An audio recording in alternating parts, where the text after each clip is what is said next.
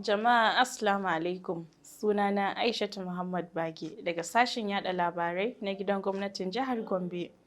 Gwamna Inuwa Yahaya CON ya sanya hannu kan ƙudurin dokar kasafin kuɗin jihar Gombe na shekarar 2026, wanda hakan zai ba da damar aiwatar da ƙudurin mai taken kasafin ƙarfafa ci gaba da Naira biliyan 617.95. Gombe ta zama jagora, ta ware Naira biliyan 12 ga asusun tsaro na Arewa. Ya ƙara da cewa kasafin kuɗin na shekarar 2026 zai fi mayar da hankali ne kan muhimman fannoni kamar kiwon lafiya, ilimi, harkokin zamantakewa, kare muhalli, bunƙasa ma'adinai, kuma ya ƙunshi kuɗaɗe na musamman da ake warewa hukumar kula da naƙasassu a jihar Gombe. To alhamdulillahi, kamar yadda na gabatar da jawabi a turanci, ganin halarar yau da 'yan majalisa kusan dukansu gaba ɗaya, da 'yan majalisar zartarwa, kwamishinoni da masu ba da shawara kusan duka, da sakataren gwamnati, da 'yan jaridu, da ma'aikata daga ainihin majalisar dokoki, duka mun hallara ne domin mu karbi ainihin kasafin kuɗi wanda muka tura wa majalisa tun ran 13 ga watan Nuwamba, kuma suka yi aiki a kansa bilhaki da gaske, aiki tukuru. Suka duba kusan kowane shekara sun duba, kuma sun kawo shi domin na sa hannu ya kasance ya zama doka a jiha kamar bisa yadda al'adar demokuraɗiyya ta tanada. Kuma an saba yin wannan a kowace shekara.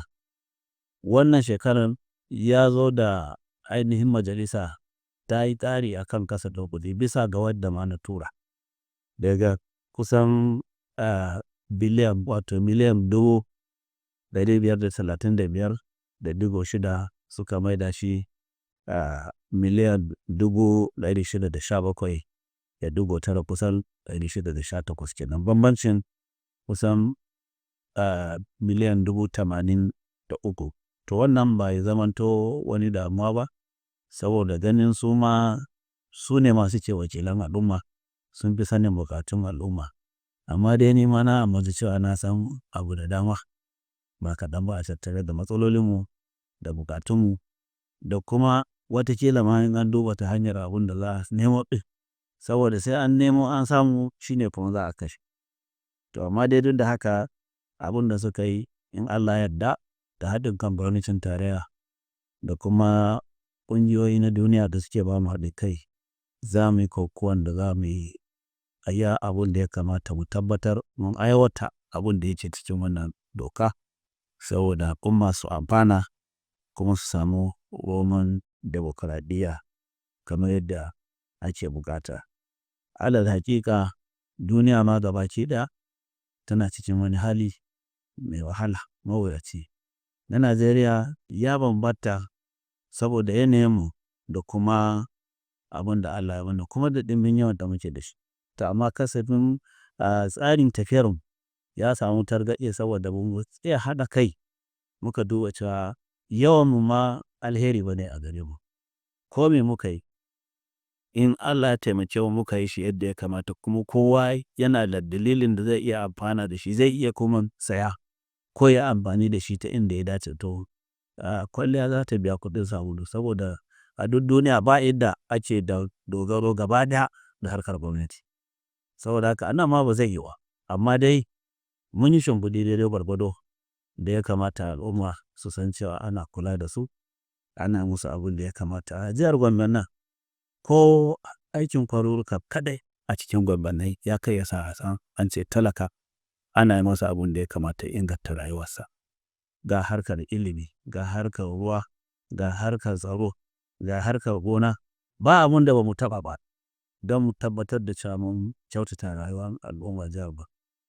Kowa ya zo Gombe kuma ya zaga Gombe, in ka zo kai mun magana Gombe bayan ce to ka je karkara, alabi shi ka tambayi mutanen karkara su ɗin an musu koko ana musu.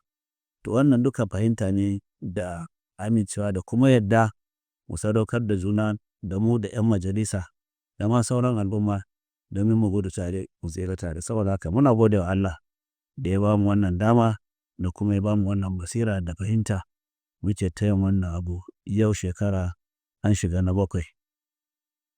A tafiyar shekara 8 yanzu na tabbata ana mana harara wasu za su kawo mana abubuwa na siyasa. To na faɗa na ce muna shirye ala kulli hali za mu yi abun da ya kamata domin mu ciyar da wannan tamu jihar gaba. Saboda haka muna fata Allah kare mu da lafiya, Allah ba mu iko da kuma ƙarfin gudanar da waɗannan abubuwa domin abubuwa ne na alkhairi wa al'umma. Allah shi taimake mu. Na gode. Ƙoƙari da ayyukan alheri da mai girma gwamna Inuwa Yahaya yake yi mana, mu ma haƙƙi ne a kanmu da mu lura da waɗannan ayyuka. Walau titi ne, makarantu ne, haɗa kwari ne, asibitoci ne da samar da tsaro da zaman lafiya.